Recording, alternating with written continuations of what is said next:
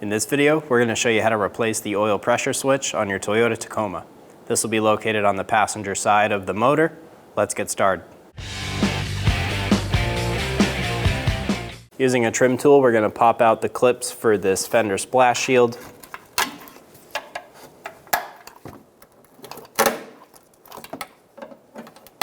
We're only going to remove the four and then just spin the shield out of the way.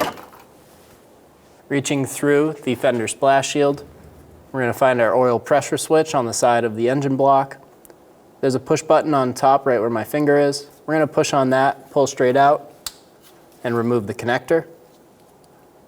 Using a 24mm socket, we're going to remove the oil pressure sensor.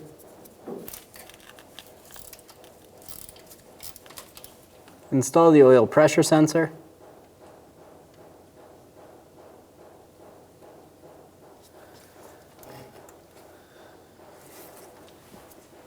Torque the oil pressure sensor to 11 foot-pounds.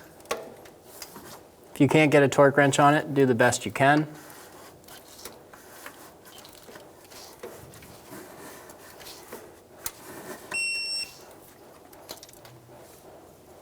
Install the connector. Push until you hear a click.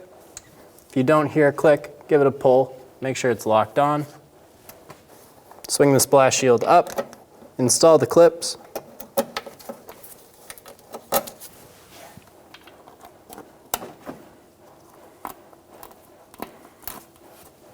And you're good to go.